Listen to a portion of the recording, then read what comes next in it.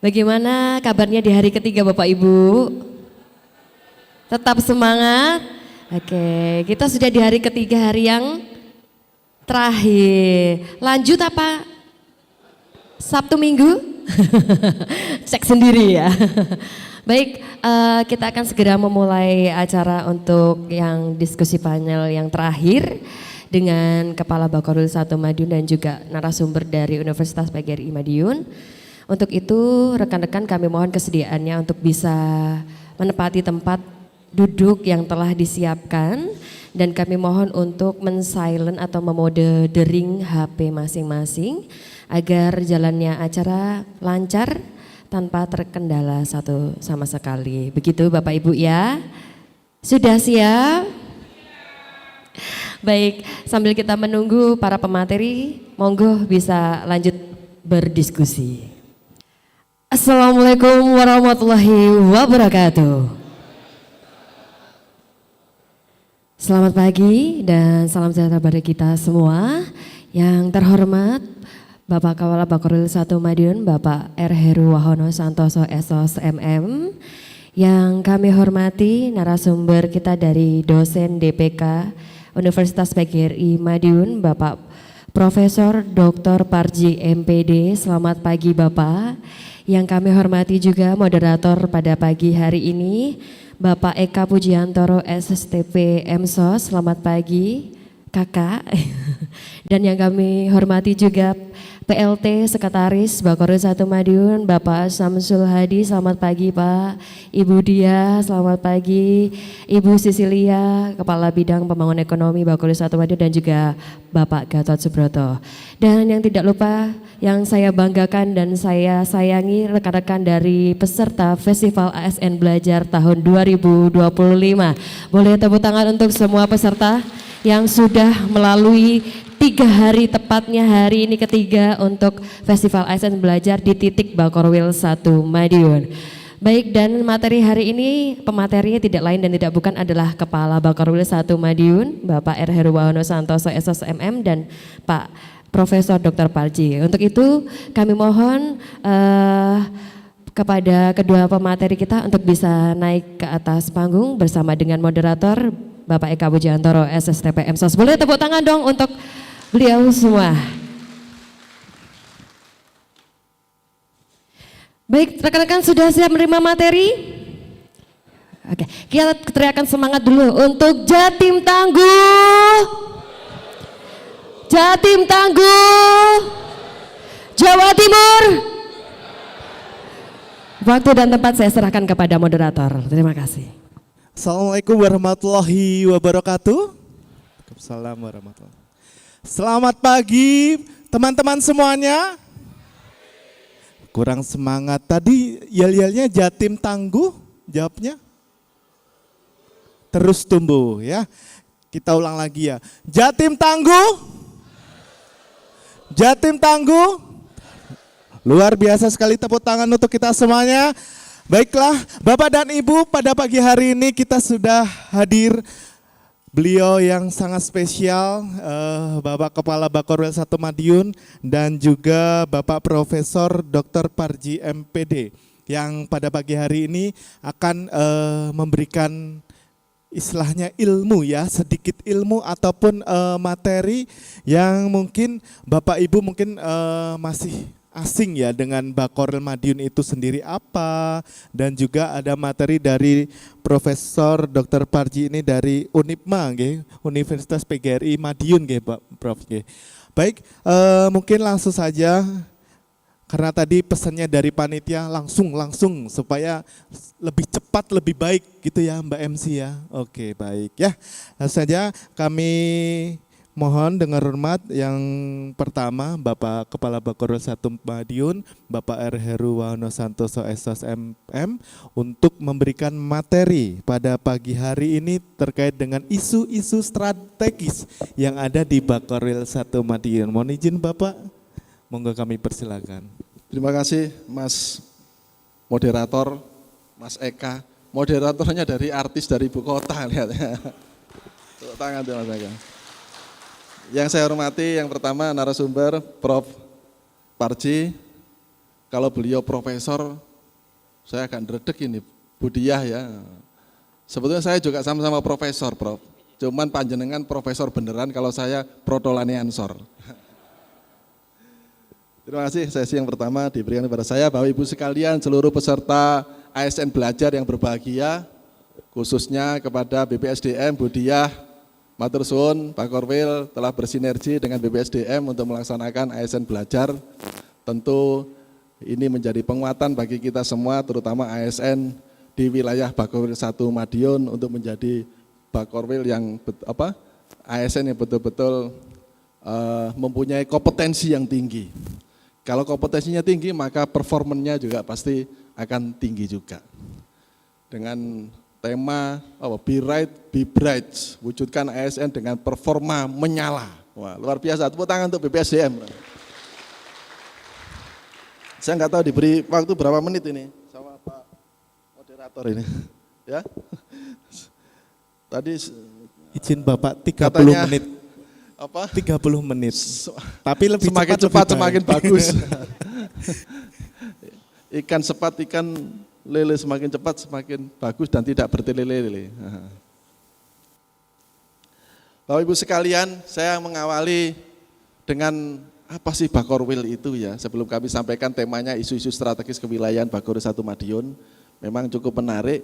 Tetapi saya yakin jangankan dari Bapak Ibu sekalian seluruh peserta ASN yang sekarang lagi berada di Hotel Sun City ya ini ya Bapak Ibu sekalian ini tahu apa itu Bakorwil. Mungkin hanya namanya saja atau gedungnya saja. Tapi kalau kita melihat sejarah, nah ini kami ingin selintas sebelum masuk ke materi utama, ingin saya sampaikan. Menceritakan sejarah itu Prof, enak Prof, nggak ada yang bantah. Karena sama-sama nggak tahu. Semua katanya itu toh ya. Karena kita tidak hidup di masa yang lampau. Nah, enaknya nggak ada yang bantah. Nanti kalau ada yang bantah, ya silakan cari sumbernya sendiri. Karena kita tidak hidup pada zaman itu. Bapak Ibu sekalian, cukup menarik memang lahirnya Bakorwil ini sebetulnya kan sejak runtuhnya VOC di tahun 1779. Ini VOC runtuh, kemudian pemerintah Hindia Belanda ini untuk memperkuat pemerintahannya ini dengan membentuk namanya Karesidenan. Pada saat itu Gubernur Johannes van den Bosch. Nah, Gubernur Johannes namanya keren sekali. Maka lahirlah sistem Karesidenan ini untuk menjawab sebagai respon atas kebutuhan eksploitasi ekonomi melalui tanam paksa dan melalui tanam paksa. Jadi dia mengamankan kepentingan ekonominya karena ketika VOC hanya berdagang kemudian melanjutkan pemerintahannya mengeksploitasi sumber daya ekonomi yang ada di Pulau Jawa, kemudian dikirim ke Belanda, maka mereka membentuk Karesidenan. Nah, Karesidenan ini tentu tidak hanya masalah eksploitasi ekonomi, itu juga mempunyai tugas menarik pajak dari masyarakat pribumi kita. Ini diawali dari abad 19, tepatnya 1830, maka berdirilah residen pertama di Madiun dan di beberapa kabupaten di Jawa. Kemudian Madiun ditetapkan sebagai Karesidenan ini meliputi beberapa kabupaten. Kalau sekarang ada 10 kabupaten, tapi kalau dulu awalnya mulai Madiun, Magetan, Ngawi, Ponorogo, Pacitan, dan Trenggalek. Nah, residen ini pejabatnya orang Belanda, mewakili gubernur jenderal untuk mengawasi, nah ini yang menarik, untuk mengawasi bupati, memungut pajak dan menjaga stabilitas politik serta ekonomi. Jadi fungsinya sangat strategis sekali. Kemudian kantor residen ini dibangun di pusat kota Madiun yang kita tahu bersama, sekarang jadi kantor Bakorwil, kantor kami di Jalan Pahlawan nomor 32. Kemudian Bapak Ibu sekalian, tentu perjalanannya tidak hanya sampai di situ. Kemudian berubah beberapa peraturan-peraturan regulasi, nah sampai kepada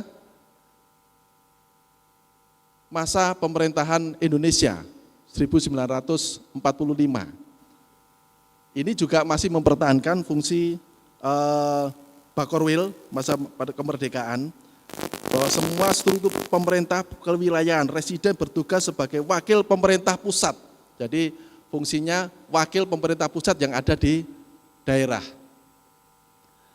Nah, kemudian namun wilayah Madiun ini mengalami pergolakan politik besar, yaitu peristiwa Madiun 1948 yang sempat menjadi kota ini jadi sorotan nasional. Situasi kemudian pulih, struktur residen kembali berjalan. Nah, ini saya ceritakan saja, kemudian lanjut.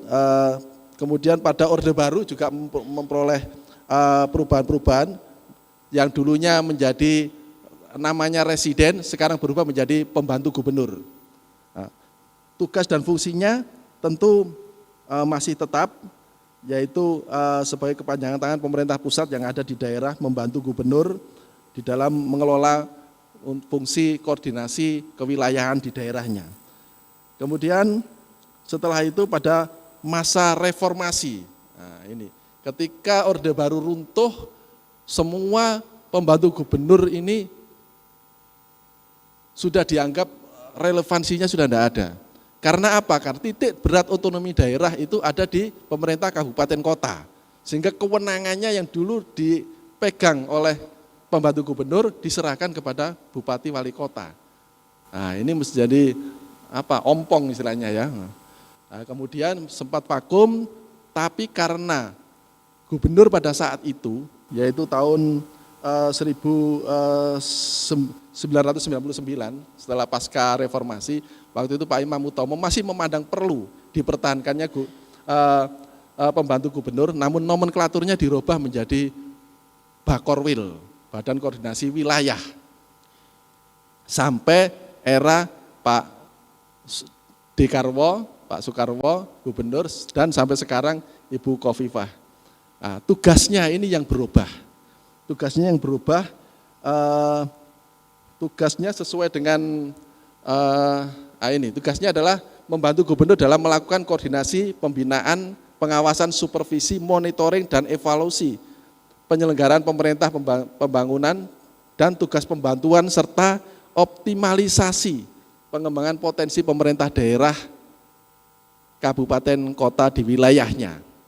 Nah, ini jadi tugasnya hanya sebagai koordinatif saja, koordinatif monitoring itu aja, memfasilitasi. Nah, seperti salah satu ini adalah tusinya BPSDM.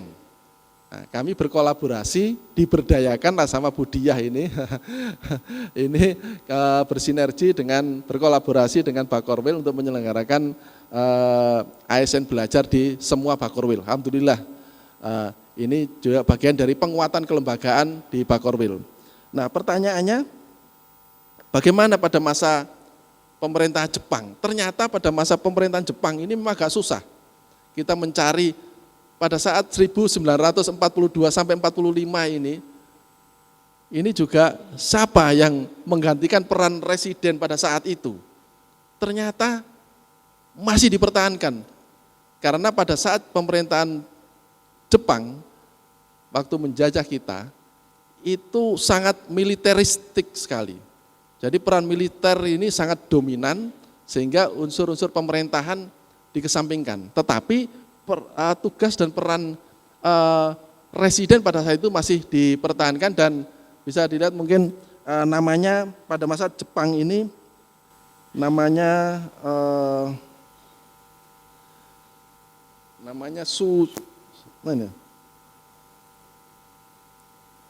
Suco. Nah, namanya Suco, bukan residen tapi Suco. Nah, ini juga fungsinya sama, strukturnya secara struktural tidak, tetapi diubah namanya dan fungsinya saja. Jadi strukturnya tetap sama, dipertahankan. Di bawah Su ini dipimpin oleh Kenco, setara bupati. Kemudian setelah merdeka, tadi itu kembali dan terakhir sekarang sesuai dengan Pergub Jatim nomor 71 tahun 2023 ini dan Perda tahun 2016 sekarang inilah tugasnya membantu gubernur dalam melakukan koordinasi dan mendorong pemerintah kabupaten kota untuk bisa tumbuh dan berkembang. Kami mencoba untuk selalu berkoordinasi dengan OPD pemangku TUSI sesuai dengan mandatorinya. Jadi sifatnya general, umum. Jadi kalau terkait sama pendidikan ya kami dengan BPSDM, tapi terkait sama misalnya terkait sama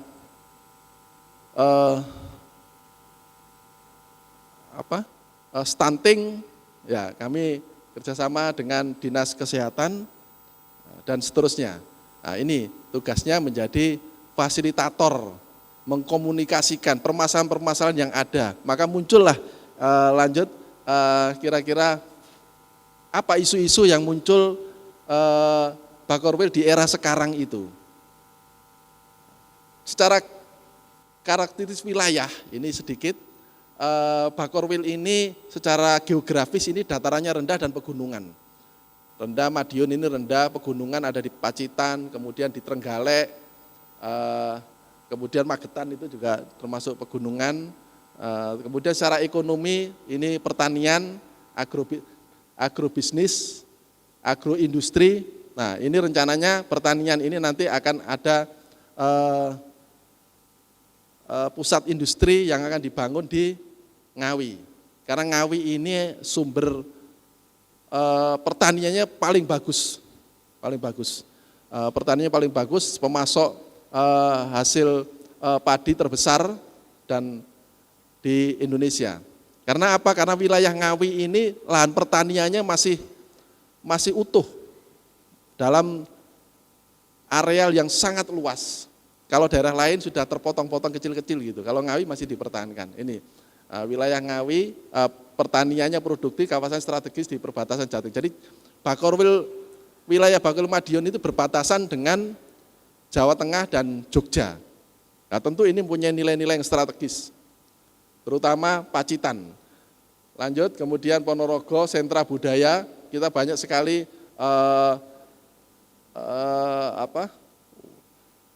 waris kebudayaan yang luar biasa. Ponorogo ini juga sedang membangun museum reog. Nah, tentu ini menjadi magnet bagi pertumbuhan kota Ponorogo. Nah, kalau Madiun kota ini sudah luar biasa. Artinya bahwa memang pusatnya di sini, kenapa? Pasti ada sejarahnya. Memang paling strategis.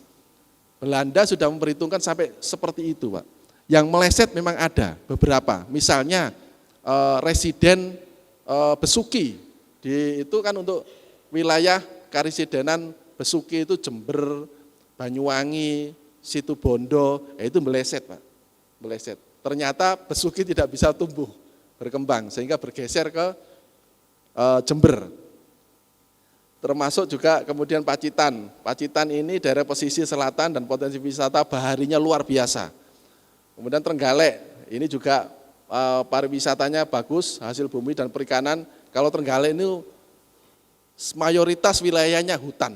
Makanya penduduk Trenggalek itu Pak Bupati itu mengatakan kami itu orang hutan. Karena mayoritas itu wilayahnya hutan semua. Kemudian Tulungagung ini pusat industri marmer dan perdagangan regional, termasuk juga peternakan ayam, petelur, ini juga bersama Blitar sebelahnya, ini juga menjadi andalan nasional sumber pemasok telur terbesar di Indonesia ya dari Blitar sama Tulungagung itu. Kemudian Kabupaten Kediri, ini berbasis pertanian, industri, dan pengembangan kawasan ekonomi baru.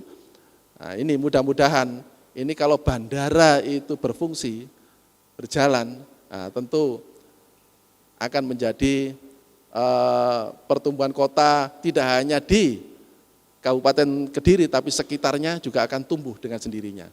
Sama juga dengan Madiun. Nanti kita jelaskan lebih lanjut berikutnya. Kediri, kota Kediri pusat ekonomi dan pendidikan, kota jasa dan perdagangan.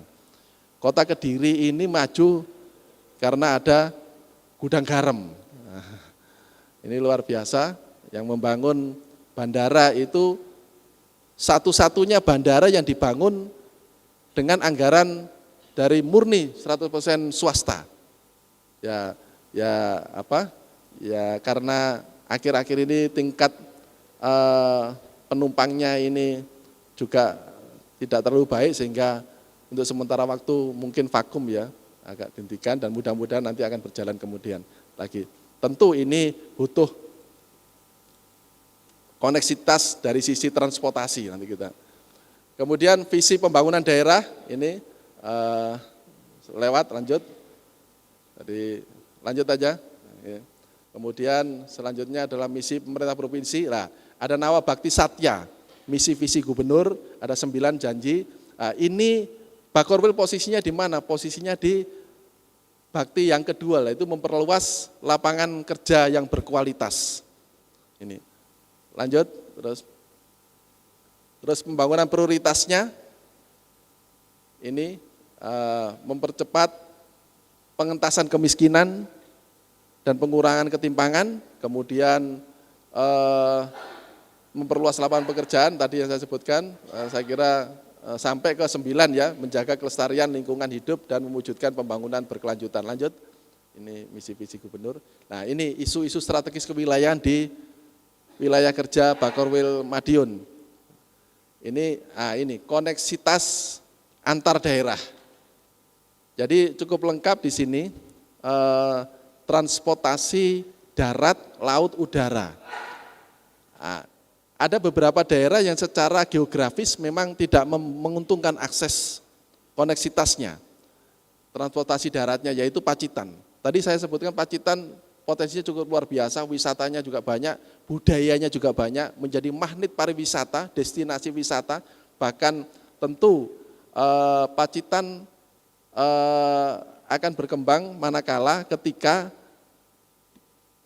wisatawan dari Jogja maupun dari Jawa Tengah ini meluber, maka harus diantisipasi oleh Pacitan. Pacitan sebetulnya sudah berbenah ingin membangun bandara, tapi karena secara geografis ini akan tidak menguntungkan ya, karena ada Lanut Iswahyudi kita, sehingga akhirnya keinginan pemerintah Kabupaten Pacitan untuk membangun bandara ini tempo hari Susi Air sudah survei ke sana beberapa tahun yang lalu, tapi karena tidak direkomendasikan karena ini ada bandara pesawat tempur sehingga mengganggu, sehingga tidak. Maka Pacitan berharap agar ada pembangunan JLS ini bisa segera terselesaikan. Jalan lintas selatan, ini konsepnya. Ini menghubungkan antara Tulungagung, Trenggalek dan Pacitan di wilayah selatan. Kalau utara sudah ada tol, maka kenapa Madiun ini menjadi ramai? Karena ada tol itu, Pak. Berkahnya di situ. Bisa kita bayangkan ketika sebelum ada tol Surabaya sampai ke Jakarta itu, belum ada tol lewati Madiun, ya kita harus melewati Mojokerto, kemudian Jombang, kemudian Nganjuk. Itu bisa berjam-jam. Sehingga ini menunjukkan bahwa konektivitas antar daerah itu, transportasinya ini menjadi hal yang sangat urgen dan penting. Nah, termasuk juga JLS ini. JLS sudah on progress, sudah hampir selesai, ya kan? Kalau dilihat di sini untuk Pacitan ini wilayahnya sudah 100% rampung, kemudian Trenggalek ini terus kemudian Tulungagung. Kenapa ada beberapa yang masih belum selesai? Ya tentu karena keterbatasan anggaran, karena kalau itu dibebankan pembebasan lahannya itu dari pemerintah Trenggalek sendiri, nah ini keberatan, Pak. Kan memang daerah itu mempunyai kewajiban untuk menyediakan lahannya, membebaskan lahannya, kemudian yang membangun pusat. Nah kalau dibebankan ke kabupaten, tidak mampu APBD-nya, bisa habis ini Pak. Nah ini mudah-mudahan segera rampung. Kalau ini sudah rampung tentu kawasan Trenggalek termasuk juga Pacitan menjadi tumbuh dan berkembang. destinasi wisatanya. Kemudian tentu isu-isu seperti ini harus disiapkan betul oleh daerah-daerah setempat. Apa itu? Ya tentu sarana prasarana pariwisatanya, kemudian juga akomodasinya. Masalahnya di situ, Prof. Jadi kadang-kadang orang mau ke Trenggalek atau orang mau ke Pacitan, mau mengadakan kegiatan event yang besar, tapi tidak didukung oleh hotel yang memadai. Maka saya masih ingat dulu zamannya Pak SBY waktu beliau masih jadi presiden, ketika beliau kunjungan ke Pacitan, itu pejabatnya itu bermalamnya di Madiun. Ya, bukan di hotel, Pak, di apa? Lanut Ispayudi.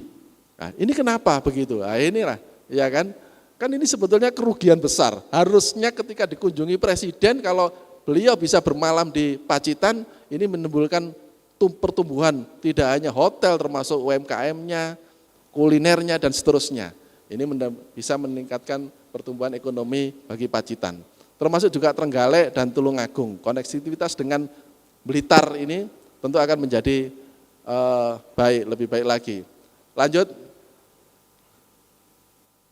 Nah ini, saya bilang konektivitas dibutuhkan apa? Transportasi. Transportasi Jawa Timur kebetulan sampai sekarang sudah ada 7 koridor yang sudah diluncurkan oleh Ibu Gubernur untuk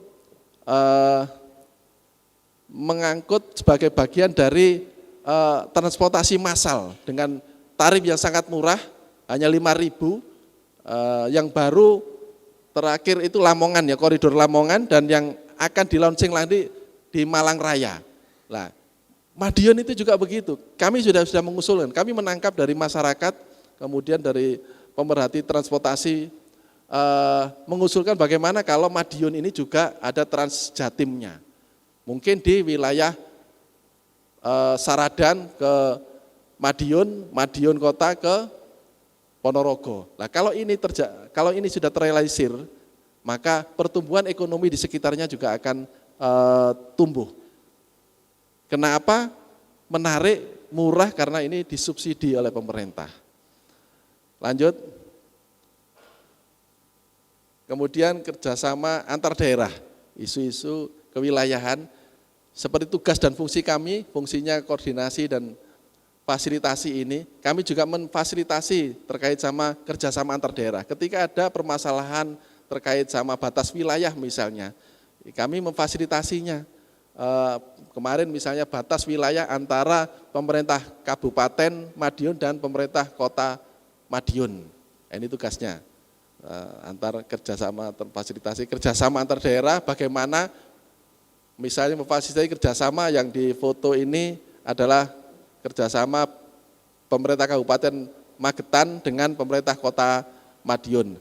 Nah, tujuannya apa? Ya tujuannya untuk pertumbuhan ekonomi dan pembangunan inklusif, termasuk rekomendasi DAK dan dukungan teknis. Lanjut. Ini permasalahan yang tadi disebutkan tadi, batas wilayah tadi ternyata baru muncul ini. Tadi pergeseran batas wilayah antar daerah.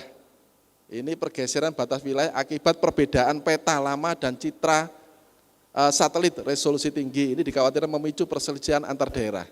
Kami fasilitasi agar jelas batas wilayahnya antara Kabupaten Madiun dan Kabupaten dan Kota Madiun. Hilang lagi untuk mendukung RT RW mungkin. Terus kemudian isu selanjutnya adalah penanganan konflik perguruan silat. Ini selalu terulang berkali-kali.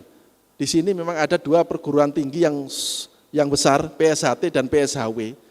Ketika melakukan tradisi tahunan Suro dan Suronagung, ini selalu terjadi konflik. Nah, ini kami berupaya bagaimana memediasi mereka supaya tidak terjadi konflik. Kami bekerja sama dengan aparat keamanan, baik Korem maupun dari Polresta, ini untuk bagaimana mengantisipasi, termasuk juga kepada pimpinan perguruan tinggi silat tersebut. Kenapa? Sehingga kalau ini terus citra Madiun tentu akan menurun. Memang Madiun menjadi kota pesilat ya. Padahal itu harusnya potensi yang positif kalau kita kelola dengan baik. Tetapi kalau dicederai oleh oknum-oknum yang karena itu tadi, kalau psikologis massa biasanya orang kalau habis berguru itu turun gunung itu istilahnya apa? Nyoba ilmu ya. Jadi egonya tinggi sehingga kalau diganggu sedikit aja berbenturan. Nah, ini tentu harus ada pendekatan-pendekatan bagaimana dua kubu ini melakukan kegiatan suro dan suronagung itu tidak bersamaan. Termasuk juga pembatasan-pembatasan peserta sehingga tidak ada penumpukan massa yang berlebihan dari masing-masing kabupaten kota yang akan mengadakan tradisi tahunan suruhan ini, merayakan ini dibatasi. Mungkin setiap kabupaten hanya 10 orang satu kendaraan. Nah, itu dikendalikan oleh teman-teman dari Polres, baik Polresta maupun Polres Kabupaten. Ini sehingga alhamdulillah beberapa tahun ini konflik perguruan silat ini sudah bisa diredam dan dihindari. Selain juga tentu pembinaan dari masing-masing perguruan silat di internalnya mereka. Lanjut. Kemudian selain itu kami juga mendukung pengembangan industri kreatif dan menjadi wadah para freelancer yang ada di Jawa Timur, khususnya di Bakori Madiun ini dengan berkolaborasi dengan Millennial Job Center dan East Java Super Corridor. Ini program sinergi antara Biro Perekonomian dengan Dinas Koperasi dan Disnaker. Dari kami melakukan pembuatan, membantu talent-talent, ini dibantu talent-talent ini ada para UMKM ini untuk membuat desain logo foto produk, sehingga dengan desainnya yang bagus, produk kemudian foto produk yang bagus ini bisa meningkatkan marketnya mereka. Termasuk juga dibantu untuk bagaimana menjual secara online. Nah, ini upaya kami untuk mendukung industri kreatif yang ada di wilayah Bakori 1 Madiun. Lanjut. Kemudian, nah ini terkait dengan tragedi runtuhnya Musola Ponpes Al Ghosini beberapa minggu yang lalu ya, belum ada 1 bulan ya. Iya. Ini tentu kita prihatin semua karena saudara-saudara kita, adik-adik SMP, SD, SMP, ketika melaksanakan sholat asar, itu tiba-tiba bangunan yang memang belum selesai, itu tiba-tiba runtuh. Atasnya barusan dicor, bawahnya sudah selesai, dibuat sholat, akhirnya runtuh sehingga terjadilah kejadian yang tentu sangat memprihatinkan kita. Nah, kenapa ini terjadi? Ternyata permasalahannya bangunannya tidak ada persetujuan bangunan gedung atau IMB, tidak ada IMB-nya, sehingga tentu ini menjadi perhatian kita semua. Tentu kita akan mengassesmen semua pondok pesantren yang ada di wilayah Bakorwil ini supaya kasus atau kejadian musibah yang ada di pondok pesantren Al Ghosini Buduran Sidoarjo ini tidak terulang di pondok pesantren yang lain. Ini sosialisasi teknik konstruksi, monitoring, kolaborasi Kemenak, ini sangat diperlukan agar semua bangunan ini bisa dimanfaatkan tanpa ada insiden roboh lagi. Lanjut. Kemudian optimalisasi pemanfaatan barang milik daerah. Aset pemerintah Provinsi Jawa Timur itu banyak sekali, Pak, di wilayah Bakorwil itu, yang ledel, yang tidak termanfaatkan. Nah, tentu ini perlu diadakan untuk pemanfaatan agar diinformasikan kepada siapa saja yang menyewa atau menggunakan, sehingga bangunan-bangunan ini bisa termanfaatkan dan mempunyai nilai ekonomi bagi PAD kita. Nah, ini contoh yang aset yang di Bakorwil kami. Tadi sempat saya diskusi sama Pak Prof Parji bahwa kalau mindset saya itu, Prof, ya kan, saya itu tidak ingin semua aset pemerintah itu dijual semua. Kok seolah-olah semua disewakan gitu ya. Jadi kami punya gedung itu memang sudah masuk perda restitusi. Untuk penyewaan gedung di gedung untuk rapat-rapat itu termasuk juga ada lapangan tenis itu memang berbayar. Tetapi kami parkir gratis. Terus kemudian pemanfaatan gedung Bakorwil itu juga sebagai bagian dari destinasi wisata, itu bagian dari inovasi kita. Kami mempunyai inovasi namanya Dewa Resi, yaitu destinasi wisata rumah residen terbuka untuk umum. Siapapun boleh selfie-selfie untuk yang mau menikah, biasanya untuk prewedding, itu foto-foto gratis. Kemudian untuk kalangan olahraga, komunitas olahraga juga Ponfit itu juga memanfaatkan secara rutin, gratis. Kemudian komunitas-komunitas misalnya penggemar VW, penggemar motor antik, Vespa, sepeda, semua kami persilakan berkegiatan di Bakorwil, termasuk adik-adik untuk memberikan edukasi bagaimana sejarah Bakorwil berdiri dan ingin melihat secara langsung bangunan yang dibangun sejak zaman pemerintah Hindia Belanda. Nah, tentu orang hanya melihat sepintas biasanya nggak berani masuk, kalau dulu itu sangat steril sekali. Tapi sekarang itu yang private itu hanya ruang tidur saya saja, Prof. Ruang tidur saya sama kamar mandi. Jadi satu kamar itu aja, lainnya sudah bebas, semua orang bisa lihat. Ya kan? Jangan lantas kita punya aset yang sebetulnya itu milik rakyat juga. Masa rakyatnya mau masuk, masyarakatnya mau masuk hanya lihat di depan saja. Kami persilakan untuk masuk, silakan kalau ingin melihat-lihat. Nah ini, dan sekarang karena ini bagian dari cagar budaya, kami juga sedang merenovasi dan ternyata sudah ada regulasi sejak 2010 ada undang-undang yang mengatur bagaimana cagar budaya ini ketika direnovasi. Nah, ini tidak boleh merubah bentuk bangunan, kalau membangun itu juga harus diupayakan paling tidak mendekati aslinya. Nah, inilah yang terjadi ketika kita mau merenovasi gedung Gerahadi juga kesulitan. Kenapa? Karena yaitu tadi harus ada kajian dari cagar budaya, sehingga membutuhkan sikap kehati-hatian, materialnya juga tidak mudah, catnya saja harus diimpor dari Jerman, Pak. Cat untuk ngecat Gerahadi, tapi kalau Bakorwil enggak punya uang, Pak, kalau sampai Jerman. Nah ini, termasuk juga kayu-kayunya dan sebagainya. Nah ini tentu harus kita pertahankan. Kadang-kadang orang berpikir, loh ini peninggalan Belanda kok disanjung-sanjung, dilestarikan, ini mestinya malah dihancurkan gitu. Kadang-kadang mindsetnya begitu di satu sisi. Tapi kalau kita berpikir mindset yang positif bahwa ya itu bagian dari sejarah perjuangan. Bagaimana Belanda yang begitu teknologinya begitu luar biasa itu bisa kita kalahkan. Nah ini. Terus lanjut kewilayahan tadi masih ada ya? Isu-isu kewilayahan. Udah.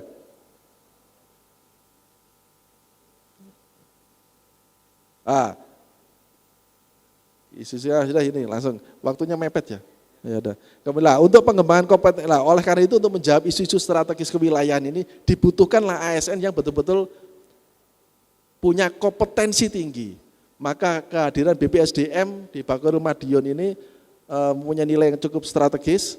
Karena apa? Karena yaitu tadi saya katakan kalau kompetensinya tinggi maka performanya di dalam mengelola sebagai aparatur sipil negara itu menjadi lebih baik. Tuntutan masyarakat, ekspektasi masyarakat terhadap pelayanan ASN itu semakin lama semakin berkembang. Diberi satu minta dua, diberi dua minta tiga, terus. Oleh karena itu kita harus dinamis, kita harus menyesuaikan tuntutan keadaan itu. Kalau kita tidak menyesuaikan maka kita akan ditinggal. Nah inilah, maka kita tentu berterima kasih BPSDM dengan tiada henti-hentinya selalu mengedukasi kita karena belajar itu memang wajib hukumnya karena sejak lahir kita harus belajar. Enggak ada orang yang tidak belajar itu, Pak. Betul ya? Jadi hidup ini adalah belajar. Kenapa? Ketika kita lahir kita tidak bisa jalan, kita belajar merangkak. Setelah merangkak kita belajar jalan. Setelah belajar jalan, kita belajar berlari. Dan seterusnya. Ya kan? Nah, inilah maka menjadi nilai strategis bagaimana tujuan pengembangan kompetensi ASN ini. Lanjut. Nah, ini lanjut. Ini kompetensi antar turun. Ini saya katakan turun. Nah, naik, sorry. Naik tadi ya. Naik Mas. Naik. Nah ini kompetensi. Nah, kompetensi ini kalau tinggi yang dipercayakan pada suatu tugas, ini maka akan berdampak terhadap performan ASN untuk mencapai target kinerja atau tujuan yang telah ditetapkan. Lanjut.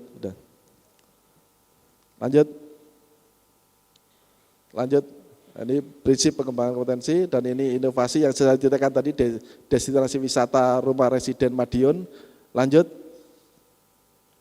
Nah ini saya tutup aja ya, nanti biar ini panggungnya Prof. Parji sebetulnya. Kalau saya ini hanya pelengkap penderita sebetulnya. Ya Bu Diah ya, karena semua teman-teman saya semua ini Pak. Nah, kalau Prof. Parji, nah ini nanti bisa menceritakan banyak ilmu beliau yang baru yang kita belum pernah tahu. Dari Madiun kita kobarkan semangat ASN Jawa Timur untuk terus maju dan menginspirasi. Bakorwil 1 Madiun akan terus menjadi tuan rumah bagi kolaborasi, inovasi, dan pembelajaran ASN. Dan yang terakhir, mari kita wujudkan birokrasi yang adaptif, berintegritas, dan berdampak bagi masyarakat. Sekian, terima kasih, kurang lebihnya kami mohon maaf. Wassalamualaikum warahmatullahi wabarakatuh. Waalaikumsalam warahmatullahi wabarakatuh. Boleh beri aplaus sekali lagi yang meriah untuk Bapak Kepala Bakorwil 1 Madiun, matur nuwun Bapak Heru dari Kepala Bakorwil 1 Madiun. Monggo Bapak Ibu kalau mau mampir ke gedung Bakorwil untuk wisata, monggo. Apalagi untuk mungkin kalau mau nikah lagi, nah bisa foto prewedding ya, bisa foto prewedding di depan atau di area belakang. Nah itu cakep sekali. Kalau sudah ada yang belum yang belum pernah ke gedung Bakorwil ada enggak? Sudah semua nggih? Belum Bapak. Ternyata masih banyak yang belum juga ke gedung Bakorwil. Nggih, matur nuwun. Selanjutnya, pemateri selanjutnya beliau merupakan guru besar dari Ketua Senat Universitas PGRI Madiun. Sekarang saat ini dosen DPK. Dosen DPK itu apa nggih Bapak? Oh, dosen diperbantukan di Universitas PGRI Madiun. Beliau Profesor Dr. Parji MPD. Nah, pada saat pagi hari ini akan memberikan materi yang cukup menarik untuk membangun motivasi kita dalam bekerja tentunya, dan juga membangun kita dalam berkreativitas dalam bekerja. Monggo Profesor Dr. Parji MPD kami persilakan. Terima kasih moderator.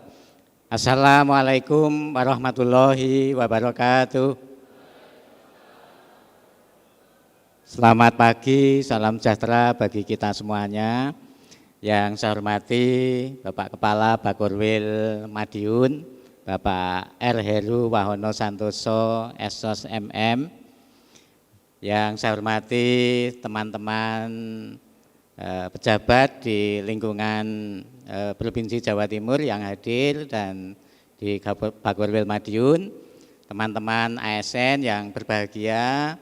Izinkan saya menyampaikan beberapa hal, mungkin nanti kalau paradigmanya agak beda mohon maaf, saya dihubungi oleh panitia mungkin hari Selasa masih di Malang, masih tugas di Malang, dan ya secukupnya saya berikan beberapa poin materi yang mudah-mudahan sedikit bisa memberikan inspirasi bagi kita semuanya. Bapak Ibu luar biasa ASN, dan saya ini juga ASN Bapak Ibu, saya PNS, jadi sesama PNS tidak boleh saling mendahului. Alhamdulillah tadi disampaikan DPK itu apa ya, DPK itu diperbantukan. Jadi saya itu sebenarnya statusnya dosen negeri PNS, tapi di DPK kan diperbantukan di swasta, tepatnya di dulu IKI PGR Madiun, sekarang Universitas PGR Madiun ya. Alhamdulillah saya jadi PNS itu mulai tahun 1991 Bapak Ibu. Jadi sudah hampir 35 tahun. Per 1 Agustus 2025 ini saya sudah pembina utama 4E, jadi sudah tidak bisa naik pangkat lagi. Sudah tidak dapat kenaikan gaji berkala. Jadi ya, tapi masa kerja masih 12 tahun. Alhamdulillah. Ya itu sekedar perkenalan. Kalau zaman sekarang kalau mau perkenalkan ya gampang, itu di browsing aja di internet, tulis Profesor Parsi pasti keluar itu datanya. Monggo materinya mungkin ya ini Bapak Ibu saya ngapunten, pokoknya tak tulis saya yang penting memberikan semangat bagi kita semua lah sesama PNS. Saya beri judul Peningkatan Kreativitas dan Inovasi ASN pada Era Disrupsi. Nah, sekarang kita menghadapi era yang sangat cepat, era perubahan, era disruption, era disrupsi yang sangat cepat ya. Sehingga sebagai ASN saya kira juga kita dituntut untuk memberikan respon yang cepat. Next, lanjut aja karena waktunya terbatas. Nah, ini mungkin mengulang karena ini sudah hari ketiga, saya yakin materi yang terdahulu ini sudah, jadi mohon maaf kalau ada tumbang tindih sedikit. Ya tugas kita sebagai ASN ini pertama tentu sebagai pelaksana kebijakan publik, yang kedua sebagai pelayanan publik yang diharapkan kita menjadi ASN. Kalau sekarang ASN ada 2 ya Pak Gatot ya, ada PNS dan P3K ya, yang diatur dalam Undang-Undang Nomor 20 Tahun 2023 yang hari ini juga kabarnya akan direvisi lagi karena ada beberapa hal yang untuk mengakomodasi teman-teman yang terutama P3K. Mohon maaf di ruangan ini ada yang P3K enggak ya? Oh banyak ya. Karena P3K itu sekarang nasibnya masih belum sama persis dengan PNS. Beberapa hal untuk studi lanjut itu kadang-kadang tafsirannya di BKD, BKN itu juga berbeda-beda. Saya punya mahasiswa S2, mohon maaf dari guru P3K, itu untuk mendapatkan izin dari pemerintah kota itu agak sulit karena mohon maaf karena aturannya belum ada. Kemarin sudah saya sampaikan ke Pak Ramli juga, dokter-dokter yang mau studi lanjut itu kalau sudah spesialis itu mohon maaf tidak ada penyesuaian. Jadi mulai pertama diangkat sebagai dokter umum, kalau dia dokter sudah lulus spesialis itu tidak langsung disesuaikan karena aturannya di P3K itu juga belum ada.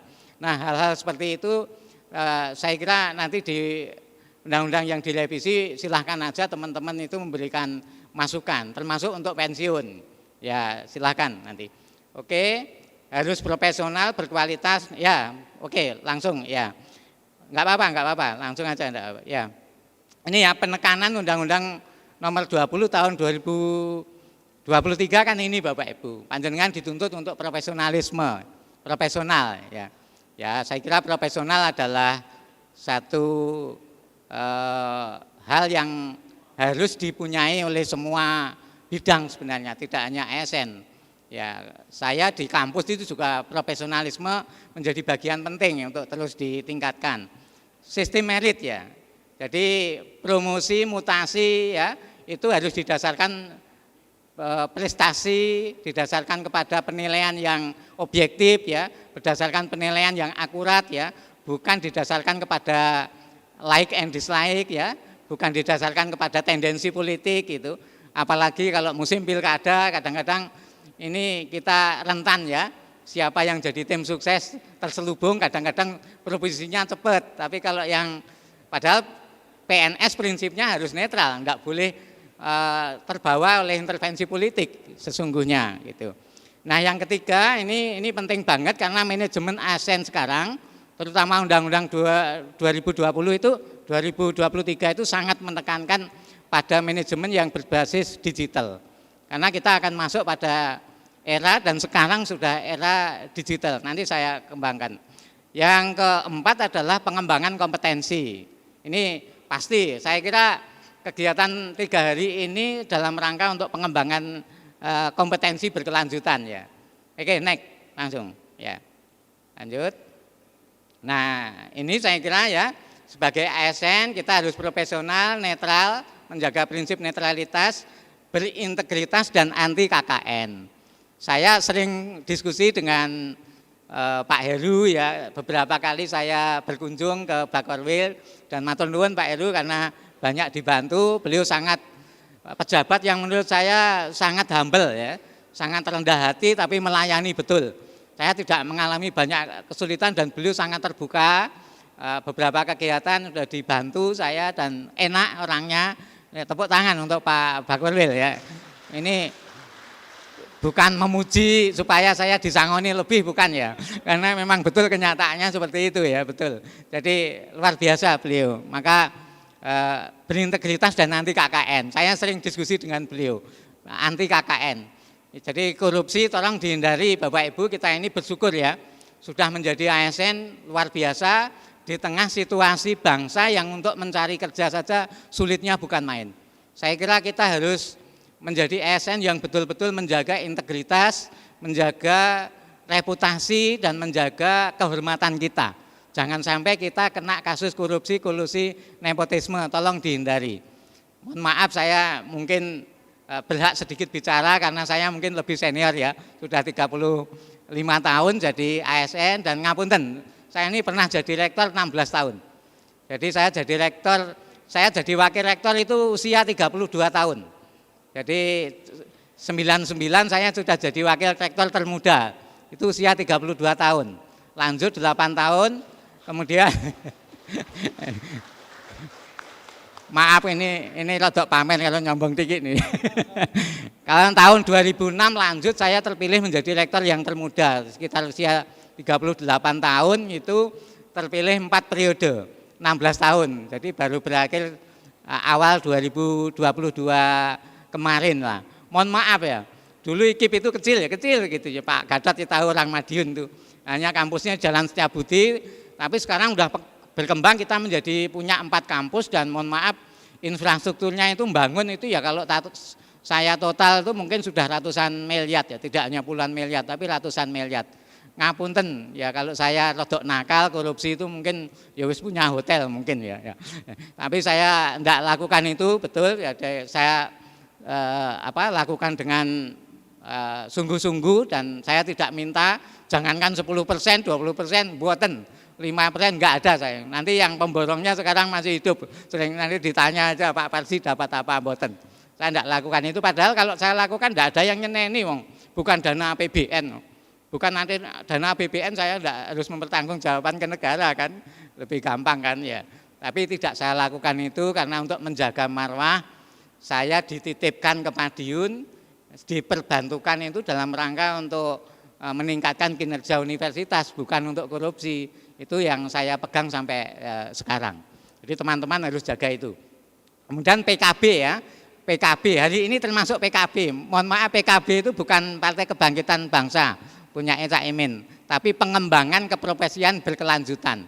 Jadi terus menerus. Oke, next. Lanjut aja, nanti saya khawatir bisa 2 jam ini.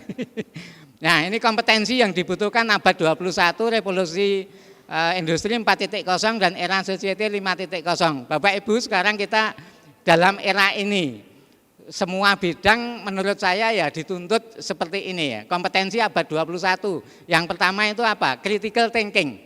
Meskipun ASN kita juga harus punya kemampuan critical thinking, analitis kritis. Kan masalah di ASN di birokrasi itu banyaknya bukan main. Tiap hari banyak masalah ya Pak Heru ya, yang harus diselesaikan, maka kita harus pinter, harus banyak belajar, termasuk ikut pelatihan semacam ini. Critical thinking, analitis kritis itu dasar untuk yang kedua, creativity and innovation. Ya, pegawai itu tidak pernah kreatif, inovatif kalau tidak punya kemampuan berpikir kritis. Maka ASN juga harus banyak terobosan. Saya kira terobosan-terobosan di Jawa Timur, di masing-masing kabupaten kota itu juga luar biasa.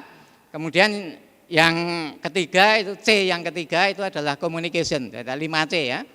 Kemampuan berkomunikasi sangat penting. Sekarang saya baru pulang dari Jepang, mohon maaf minggu yang lalu saya ke Jepang dan sebelumnya saya ke Filipina. Di Filipina saya mengikuti kegiatan ASEAN Council of Teacher Convention, kemudian ke Jepang itu ya semacam studi sederhana lah, melakukan socio-cultural study of Japanese society. Jadi melihat masyarakat Jepang dari dekat. Luar biasa ya, Jepang itu luar biasa. Dan komunikasinya bagus Pak Heru. Berbeda dengan yang dulu. Kalau dulu bahasa Inggrisnya enggak bagus. Tapi sekarang lumayan di hampir semua lini, karena ini sudah pakai translator anak-anak muda Jepang itu. Jadi dibandingkan Cina lebih bagus Jepang, komunikasi penting banget. Nah kemarin Presiden Brasil baru ke Indonesia, Brasil pakai bahasanya itu Portugal, Pak Presiden kemudian menginstruksikan nanti bahasa Portugal menjadi salah satu bahasa yang dipelajari di sekolah. Itu bagian dari komunikasi, terutama bahasa Inggris saya kira harus ditingkatkan, karena nanti kalau menarik wisatawan dan lain sebagainya saya kira harus kita bisa melayani dengan bagus gitu.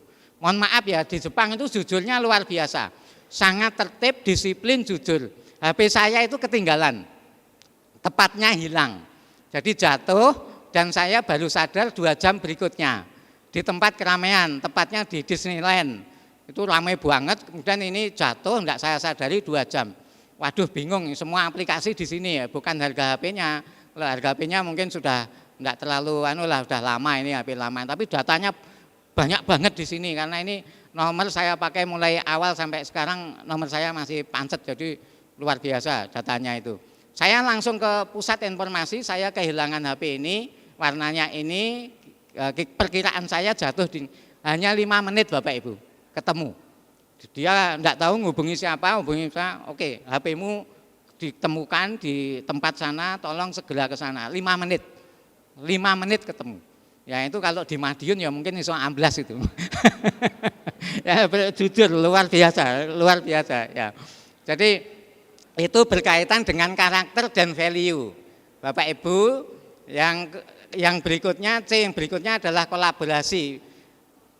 Panjenengan kalau di kantor pintar seperti apapun, tapi kalau tidak mampu membangun teamwork, enggak mampu membangun kolaborasi, enggak mau membangun kekompakan dengan tim, wah itu sulit berkembang karirnya itu.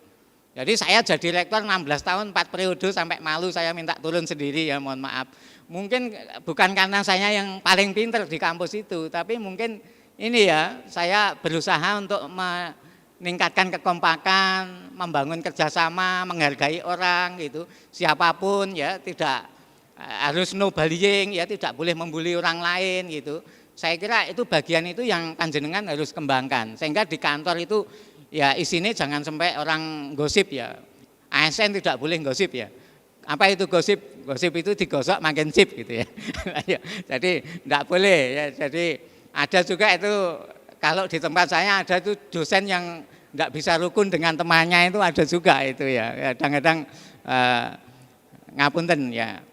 Karakter value, maka untuk menghasilkan SDM berkualitas ini penting 5C ini. Lanjut saja, agak cepat saja. Ya, next, ya. Ya ini revolusi industri 4.0 Bapak Ibu, sekarang kita masuk era revolusi industri 4.0. Ada 3 hal yang dikembangkan, termasuk di ASN wajib. Yang pertama itu disebut dengan literasi data atau big data. Big data itu ada 5 hal itu ya, 5V itu. Jadi volume, velocity, variety, veracity, value. Jadi sekarang data itu begitu banyak, biasanya kita bingung kalau membutuhkan. Karena apa? Arsipnya enggak bagus. Maka sekarang harus sudah masuk kepada yang big data. Nah, kemudian velocity ini adalah kecepatannya, variety ini jenis-jenis data, ini harus dikompilasi yang bagus.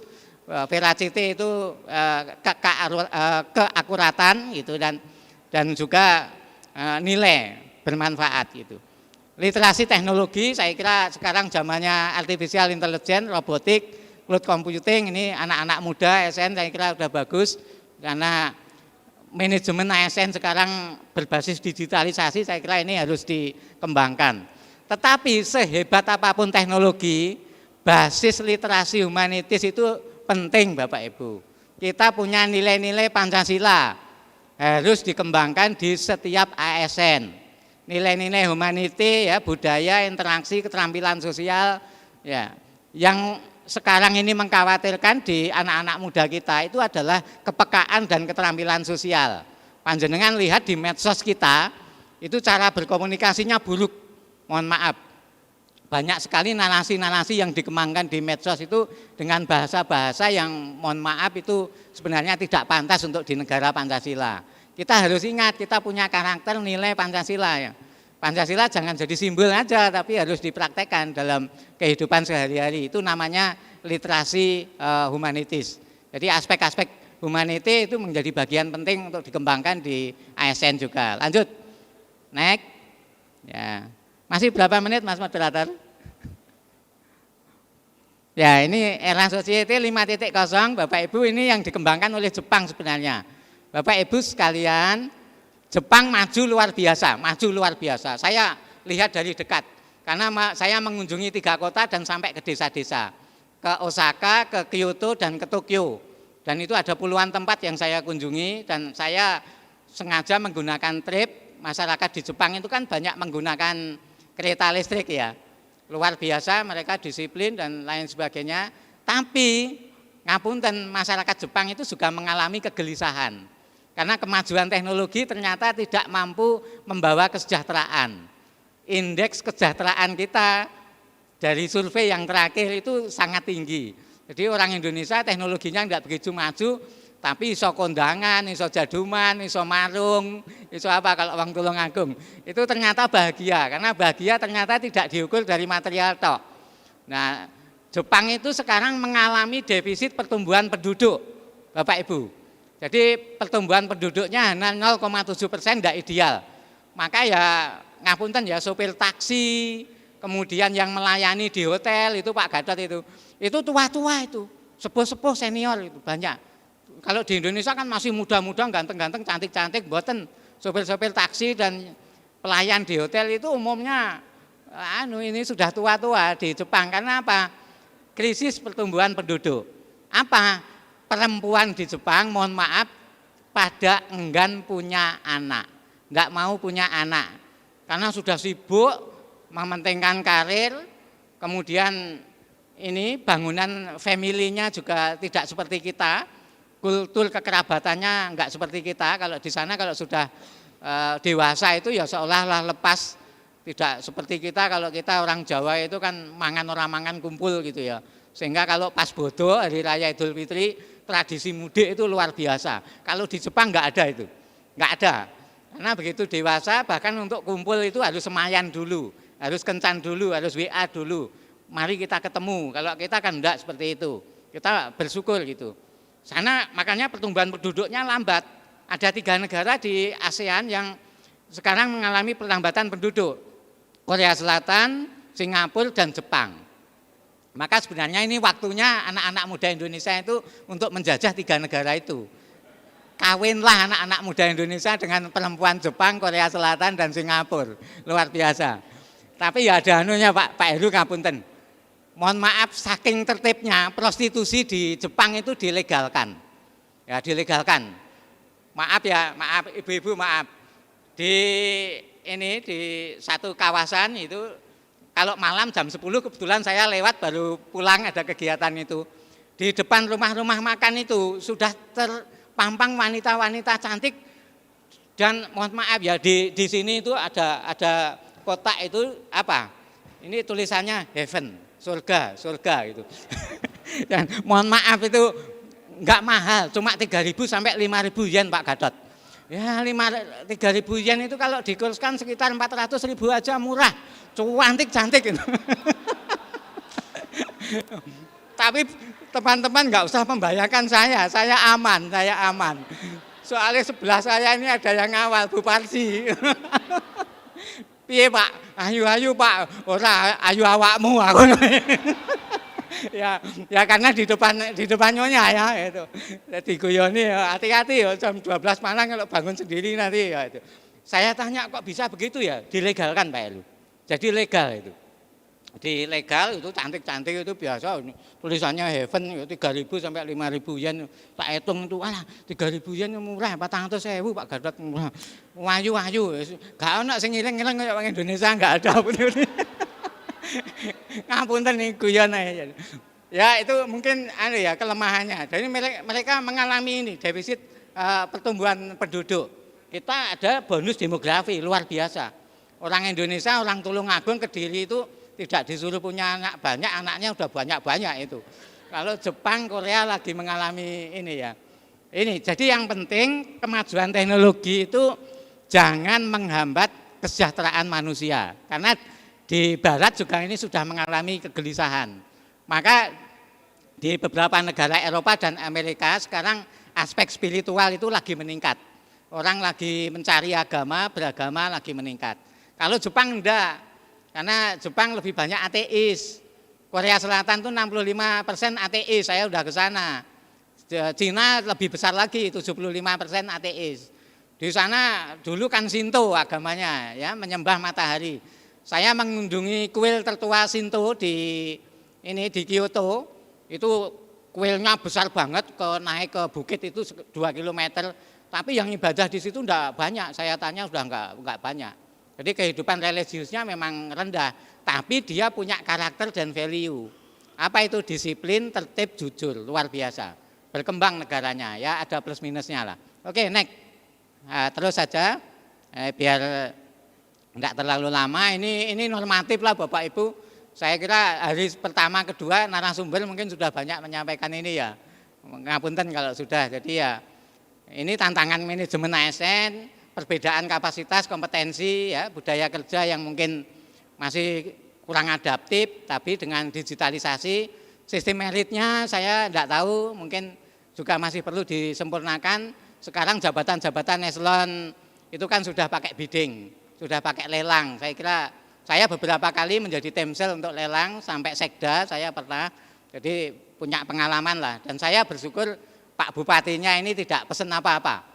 Terus Mas pokoknya seleksiin sing apik kan itu harus 3 kan, masa 3 enggak ada yang bagus ya. Tapi kebetulan bupatinya ini bagus, tidak perlu saya sebutkan, orangnya enggak enak. Tapi bupatinya ini selama 5 tahun saya mendampingi untuk temsel ini enggak pernah pesen. Mas tolong yang diloloskan ini enggak.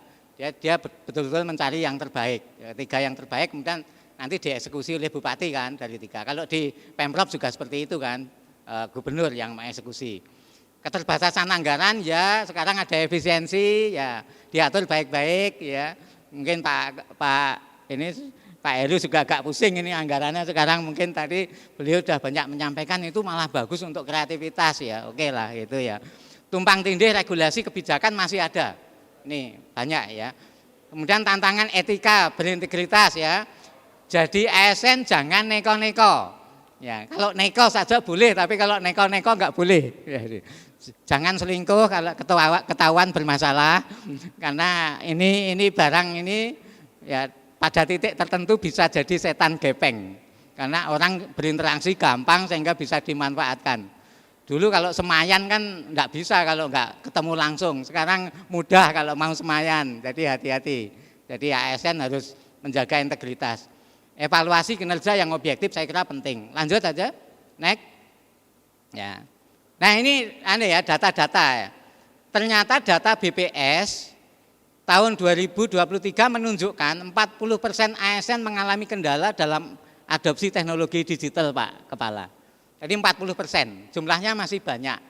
Mungkin apalagi yang mau pensiun, yang sudah sepuh-sepuh itu kalau suruh belajar IT ya rodok males, Mas mau pensiun Mas nambahi mumet gitu. Ya, tapi yang muda-muda yang ikut pelatihan ini saya kira harus itu wajib ya.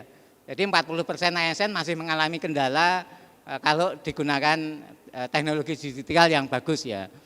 Kemudian risetnya Perit dan Boket ini mengatakan transformasi birokrasi yang berorientasi pada efisiensi itu harus diikuti kapasitas SDM ya pasti ya.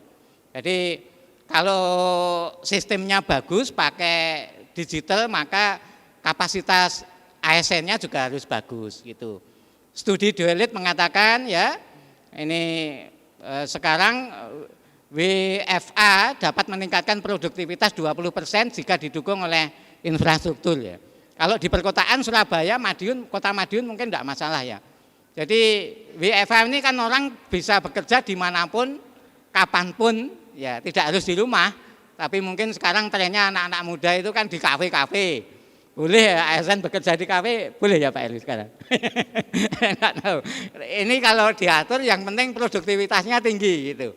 Saya itu termasuk rektor yang menggunakan dulu ya. Saya enggak mau terlalu ini pakai presensi yang terlalu ketat itu enggak mau. Tapi saya berbasis produk. Wes terserah kamu melakukan riset, tidak harus ngantor di kampus, kemana saja.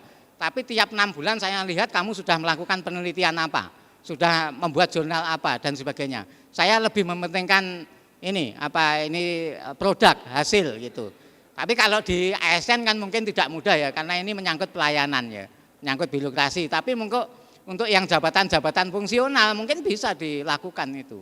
Ya, jadi ya itu bisa jalan asalkan ini didukung oleh infrastruktur digital yang memadai itu. Next, lanjut saja. Ini tuntutan masyarakat, tadi Pak Heru sudah menyampaikan ini.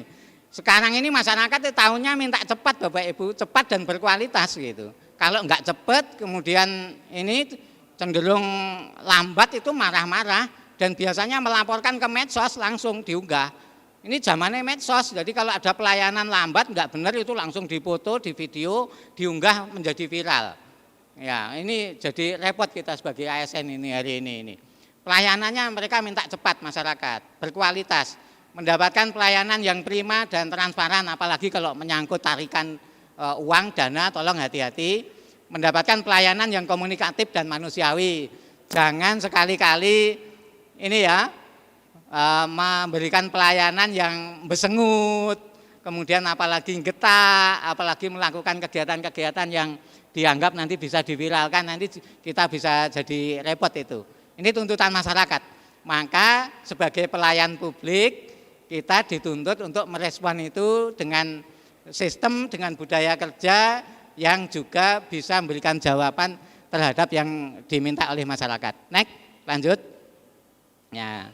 Ini menghadapi tantangan tersebut, maka ASN yang diperlukan ASN yang kreatif dan inovatif ya ini.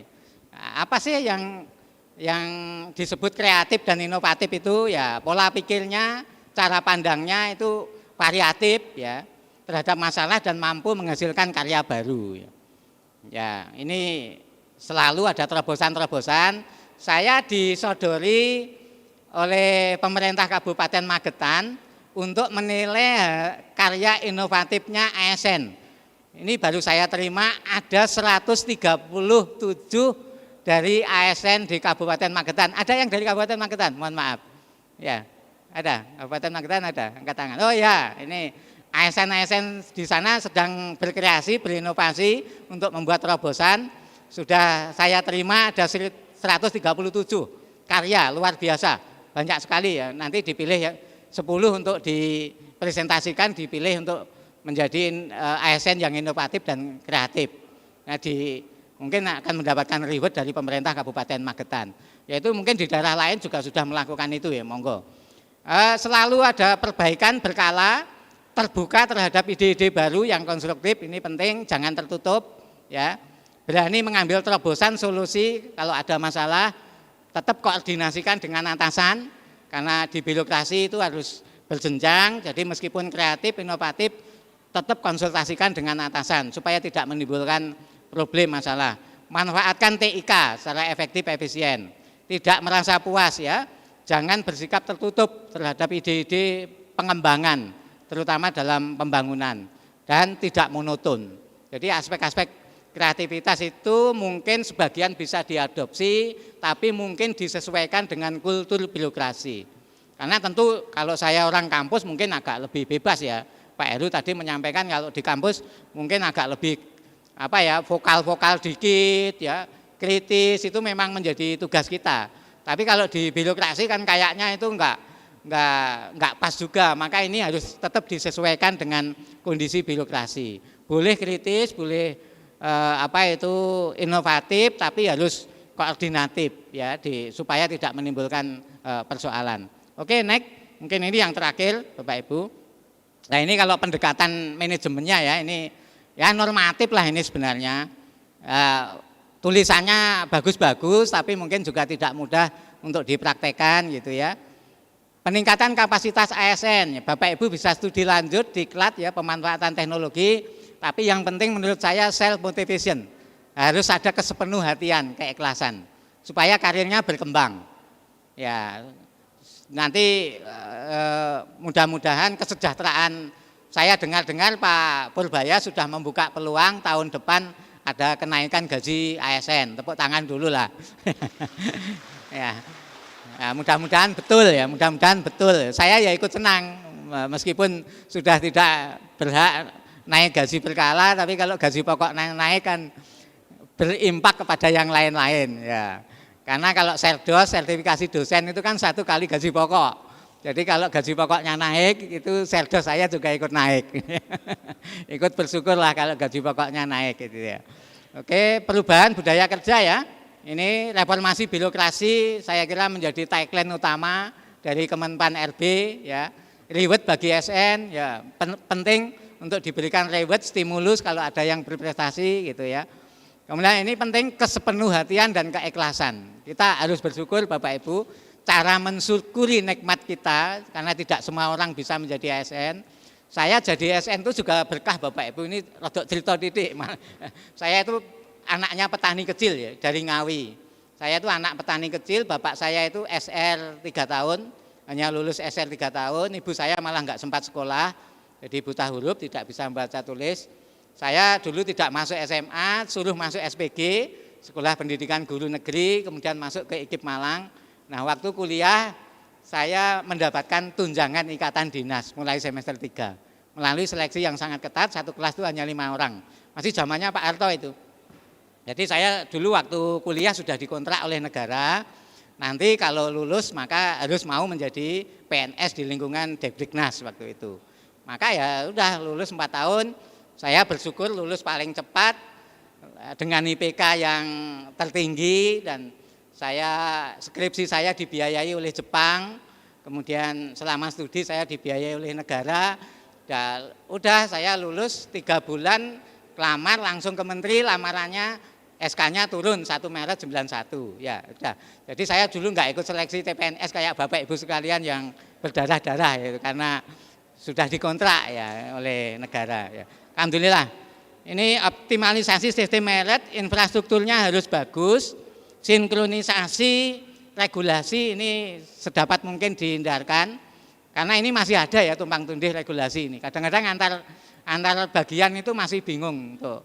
Ini penguatan integritas etika ya, berikan sanksi yang setimpal kalau itu melanggar, evaluasi kinerjanya harus bagus. Saya kira itu Bapak Ibu yang saya sampaikan. Next, lanjut mungkin bagian terakhir aja.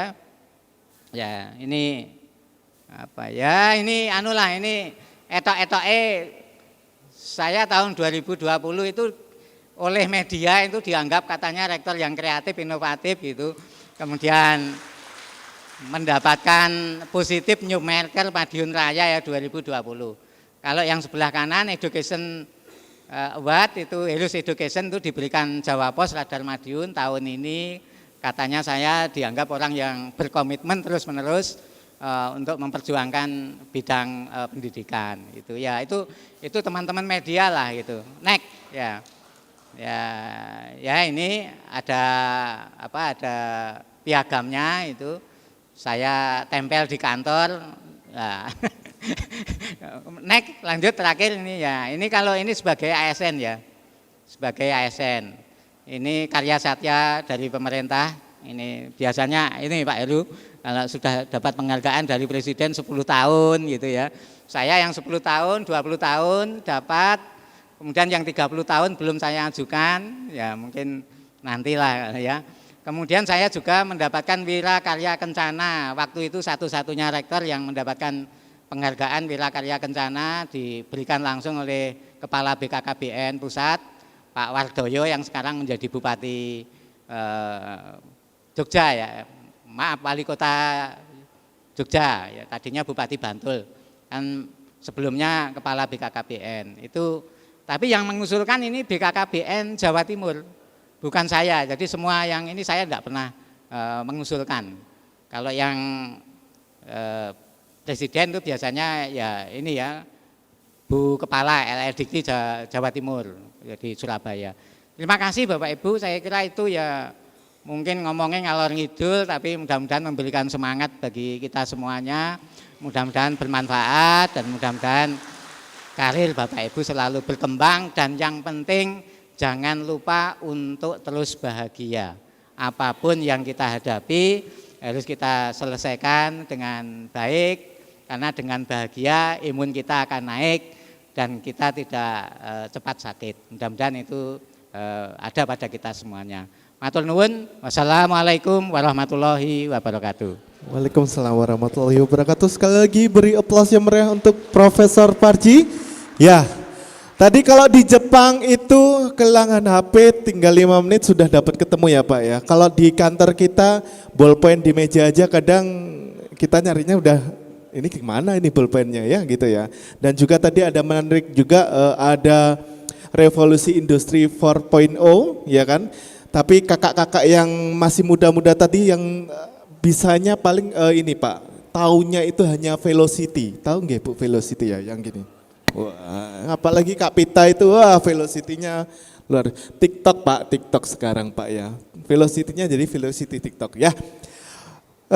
Teman-teman semuanya mungkin kita buka sesi untuk tanya jawab. Monggo kalau ada yang bertanya ya, unek-unek monggo. Kami persilakan, kami buka sesi tanya jawab. Monggo, ada? Kok kayaknya diam-diam baik gitu ya. Nah, apa kita tunjuk gitu Bu? Enggak. Mungkin yang sisi sebelah sana? Ada yang ini mungkin? Monggo. Apa sudah jelas semua ini kayaknya? Jelas, nggih. Bagaimana yang sebelah sini? Jelas apa belas? Yang sebelah sana? Belas. Nggih. Yang bagian belakang mungkin ada yang mau tanya, mumpung nih Bapak Kepala Bakorwil dan Profesor Parji yang hadir di tengah-tengah kita, monggo. Ada yang ditanyakan? Nggih. Nggih? Oh, nggih, yang dari wakil guru-guru ini. Nah, monggo. Ada perwakilan 1 orang. Kayaknya langsung kita tunjuk kayaknya nih. Mungkin wakil dari 1 orang. Nah, monggo Ibu. Mungkin mikrofonnya panitia.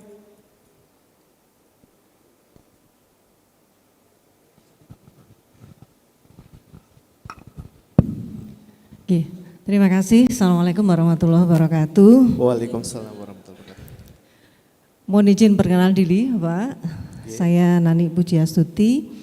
Kebetulan saya berasal dari latar belakang pendidik juga. Saya ngajar di SMA Negeri 1 Kota Madiun.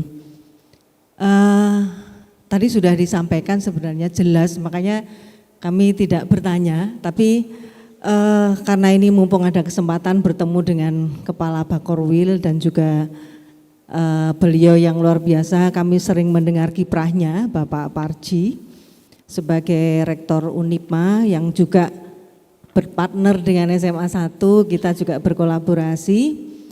Di sini mungkin saya selaku salah satu warga Kota Madiun sangat bangga dengan berbagai gebrakan yang mungkin dilakukan oleh pihak Bakorwil, karena terus terang beberapa kali kami juga terlibat di kegiatan yang dilaksanakan oleh Bakorwil, entah itu dalam bidang lomba, kompetisi baik akademik maupun non-akademik yang pelaksanaannya mungkin annual setiap tahun.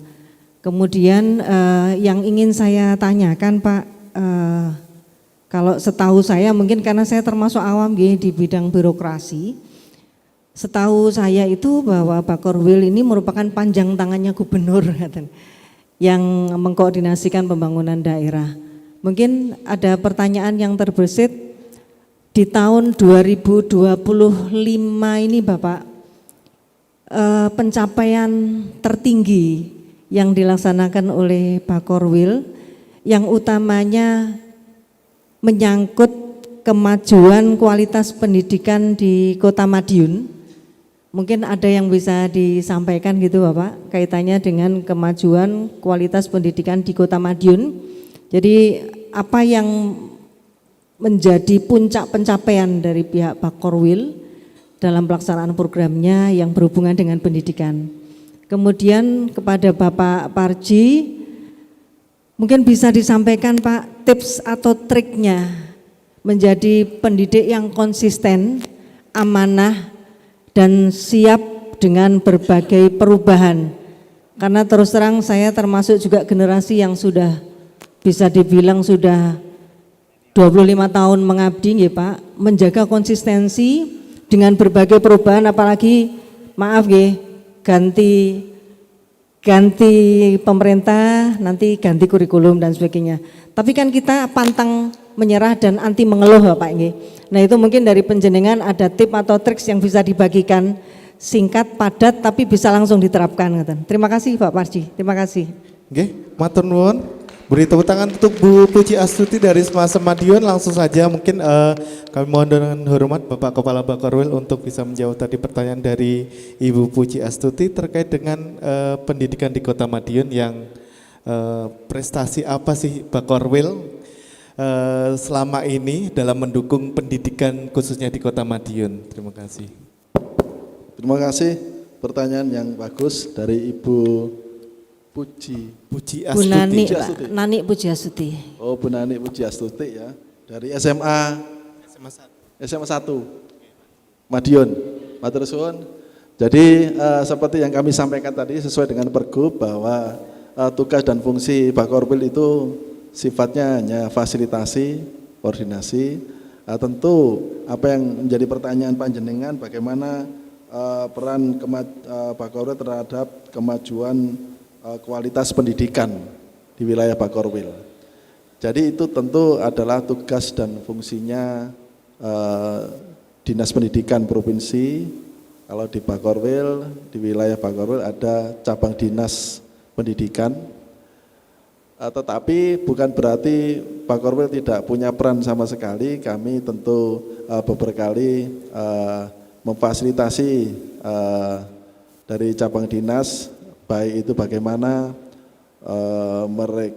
terkait sama rekrutmen pendaftaran adik-adik SMA SMK, mengawal agar betul-betul penerimaan siswa SMA SMK di wilayah Bakorwil ini bisa berjalan sesuai dengan regulasi yang ada. Kemudian selain itu kami juga pada hari jadi provinsi yang kemarin, hari jadi provinsi yang ke-80, ini kami juga memberikan panggung kepada adik-adik SMA SMK, tidak hanya SMA SMK tetapi juga adik-adik dari Madrasah Aliyah Negeri dan SLB. Itu kami mengadakan beberapa festival. Ada 5 festival yang kami selenggarakan, yaitu festival tari, kemudian festival merias, kemudian festival teater, kemudian festival melukis, dan yang terakhir adalah festival band. Ini ikhtiar kami memberikan panggung kepada adik, ya kan? Sebisa mungkin kami ingin memberikan sumbangsih terhadap bagaimana membina karakter adik-adik SMA SMK untuk memberikan kegiatan-kegiatan positif dengan mengadakan beberapa kegiatan. Dan alhamdulillah ternyata itu direspon positif dari adik-adik SMA SMK, dan ini menjadi agenda tahunan kami untuk menyalurkan bakat seni adik-adik itu. Dan kemarin kami selenggarakan selama 5 hari dan alhamdulillah sukses. Dan ternyata tidak hanya adik-adik SMA SMK, ada beberapa usulan kenapa kok hanya SMA SMK, SD SMP juga minta diberikan panggung. Nah ini tentu suatu apresiasi yang positif dari kegiatan ini. Tentu kami akan mempertimbangkan di tahun-tahun yang akan datang. Tidak hanya itu saja, juga di dalam rangka pembinaan terhadap karakter adik-adik SMA, SMK ini di wilayah Bakorwil, ini tentu kami bekerja sama dengan Bakes Bangpol juga ikut mengedukasi bagaimana menumbuhkan rasa nasionalisme terhadap adik-adik SMA, SMK di wilayah Bakorwil 1 Madiun. Karena apa? Karena memang tantangan generasi muda sekarang ini cukup banyak, terutama masalah narkoba, dan yang kedua masalah terorisme. Memang ada 3 extraordinary crime di Indonesia selain narkoba, terorisme, dan yang terakhir adalah korupsi. Nah, ini 3 masalah ini yang sangat besar yang sedang kita hadapi oleh bangsa kita, yang harus kita perangi, khususnya kepada adik-adik generasi muda. Kalau kemudian peran kami mungkin belum optimal, belum terasa, memang semua karena ada keterbatasan kewenangan, termasuk juga karena keterbatasan anggaran. Nah, apalagi sekarang lagi efisiensi ya, tadi saya sudah sama Prof. Parji diskusi bagaimana kita fiskal Provinsi Jawa Timur sedang tidak baik-baik saja. Secara keseluruhan saya kira semua melakukan efisiensi, dan tentu itu bagian dari tata kelola keuangan yang tujuannya pasti akan lebih baik lagi agar kita betul-betul memanfaatkan anggaran yang terbatas ini seefisien mungkin dan setepat mungkin. Saya kira itu Ibu ya, mohon maaf kalau belum puas karena memang kami bukan alat pemuas katanya. Sekian, terima kasih. Wassalamualaikum warahmatullahi wabarakatuh. Waalaikumsalam warahmatullahi wabarakatuh. Matur nuwun Bapak Kepala Bakorwil 1 Madiun. Dan selanjutnya pertanyaan untuk Prof. Parji tadi, tips dan trik dari Profesor bagaimana menjadi pendidik yang konsisten dan berkualitas. Monggo Prof. Ya, saya kira kuncinya terpulang kepada masing-masing ya sebenarnya. Jadi yang pertama harus ada self motivation, ada motivasi diri, kemudian yang kedua tentu ada komitmen untuk terus belajar. Tadi dikatakan jangan cepat merasa puas.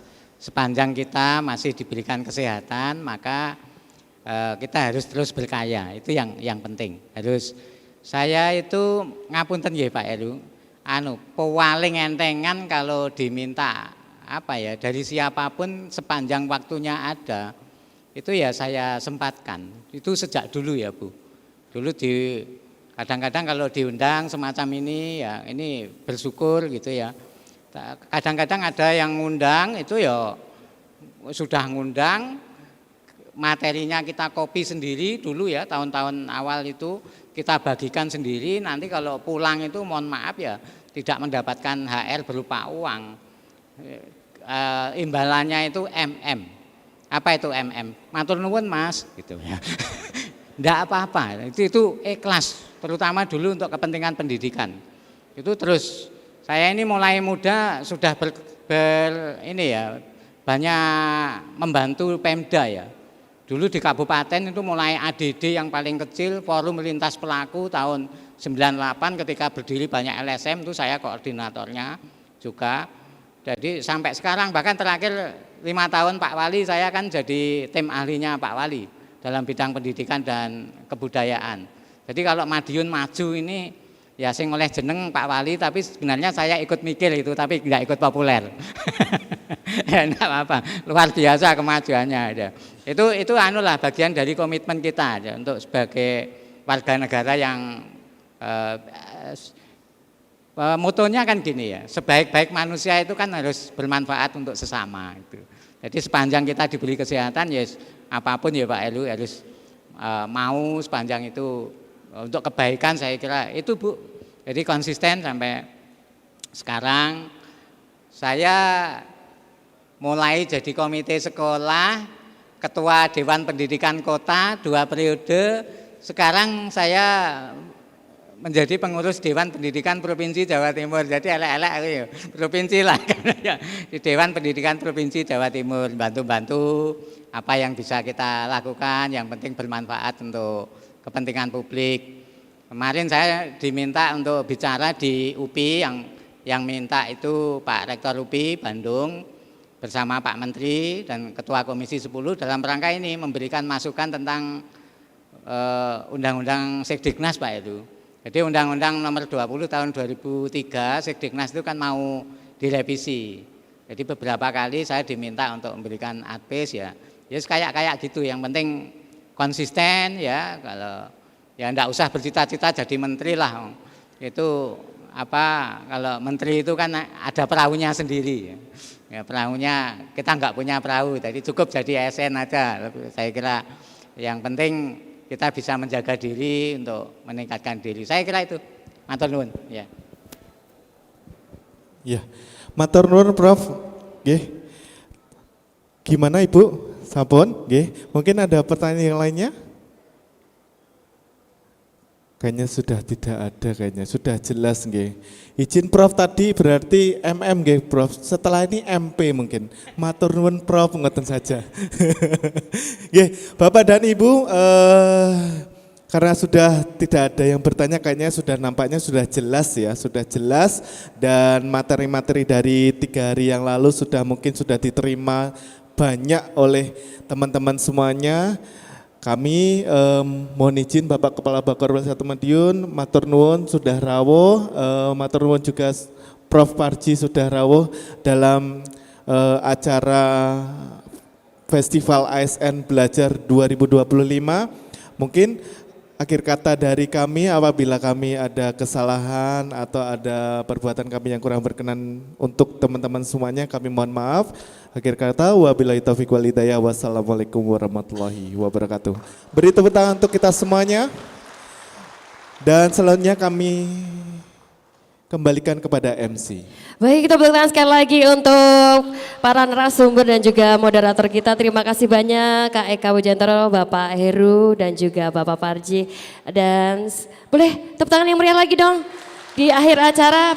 Luar biasa mentor-mentor pagi hari ini. Terima kasih banyak dan kami persilakan untuk bisa kembali ke tempat untuk berfoto bersama terlebih dahulu. Boleh berdiri semuanya yuk. Biar tidak capek duduk. Capek duduk. Kalau orang ada capek duduk ini ya. Monggo Pak Parji.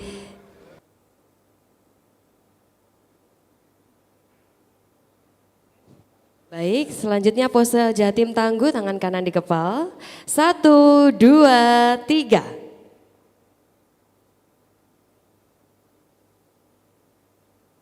Selanjutnya di video Bapak mohon izin, mohon dipandu boleh Bapak.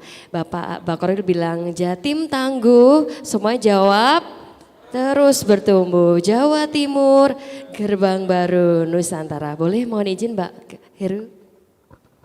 Kita mulai ya. Jatim Tangguh, Jawa Timur, tepuk tangan untuk semua. Terima kasih, kami persilakan untuk bisa kembali ke tempat semula.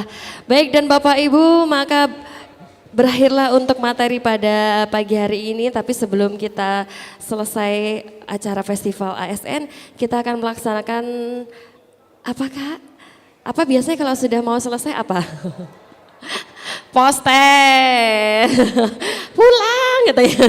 Oke, postes dulu. Udah prioritas apa belum kemarin rekan-rekan? Sudah, oke. Baik silahkan link lagi buat rekan-rekan. Kita akan melaksanakan postes, kemudian mohon mengisi e-sukma yang ada di link juga. 10 menit cukup sepertinya ya teman-teman. Cukup, lebih cepat lebih baik, baiklah. Kami tunggu, selamat mengerjakan. Bagi yang nggak bisa mungkin bisa pakai link yang ada di grup. Ada link yang sudah diberikan di grup bisa melalui link tersebut, terima kasih.